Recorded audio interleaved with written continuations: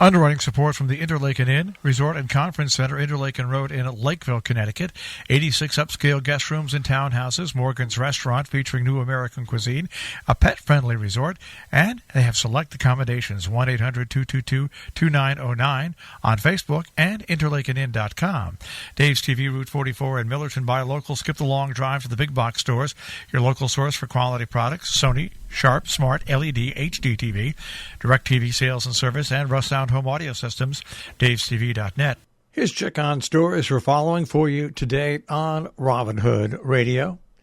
Our forecast from Pat Pagano will have some periods of rain tapering off and then some afternoon sun. Temperatures should be in the 40s today. We'll get the full details on our tri-state forecast in just a few minutes. We had snow last night. We had freezing rain for a short while, and we had showers. The first snowfall of the season, anywhere from 1 to 2 inches fell. Most areas basically coming in with a very, very, very light, wet snowfall. In Hartford, Governor Ned Lamont said Tuesday that he wants to recall the state legislature in special session to extend the state's gas tax holiday before the November 30th expiration date for a few more months. Gasoline prices have been 25 cents a gallon cheaper in Connecticut since the state tax was suspended on April 1st. The state average on Tuesday was $3.77 a gallon, up nearly 23 cents from a year earlier. He said he also wants to extend the suspension of fares for public transit buses beyond November 30th. Paul Mounds Jr., the governor's chief of staff, said he's looking into schedule a meeting later this week with Democratic and Republican legislative leaders to discuss potential options and a timetable for calling a special session before December 1st. Out of the Poughkeepsie Journal, New York's COVID unemployment fraud topped $11 billion, partly due to system failures. State labor officials' failure to replace New York's long-troubled unemployment insurance system contributed to at least $11 billion in payments lost to fraud amid the COVID-19 pandemic's first year.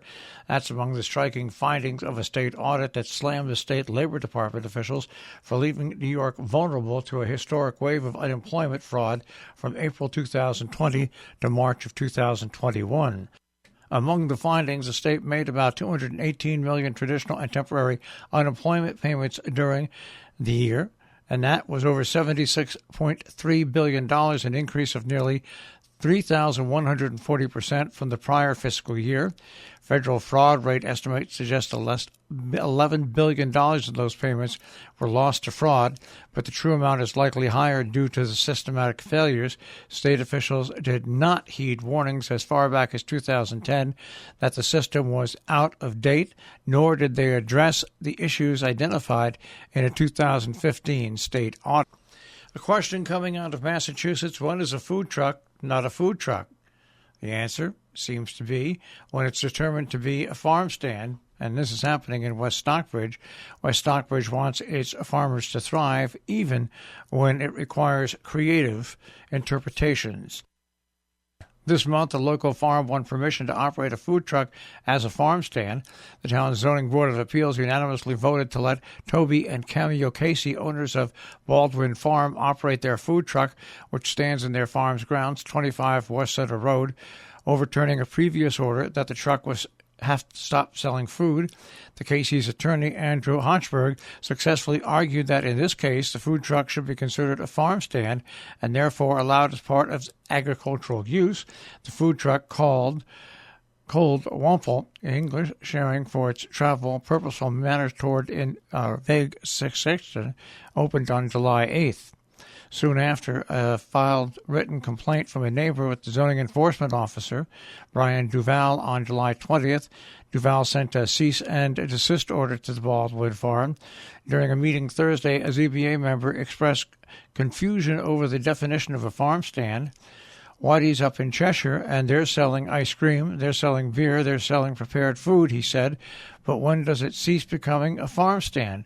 We might start selling candy or alcohol and cigarettes or hard liquor. Is it a convenience store at that point? Meanwhile, the chair of the planning board said the board was working on Newtown Master Plan, an update from the previous 1959 document, which explicitly supports farming in a variety of ways.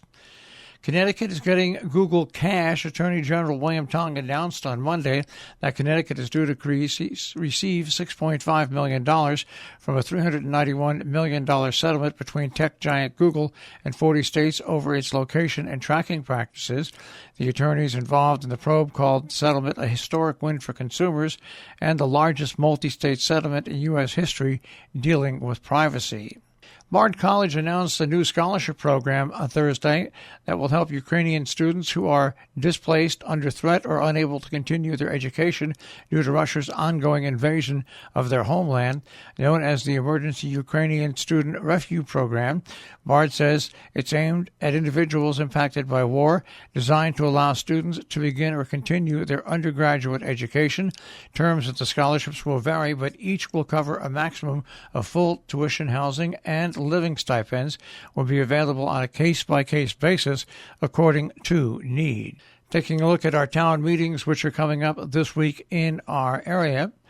Coming up today in Salisbury at 5 p.m., the Track Committee, at 5:30, Salisbury Economic Development Commission.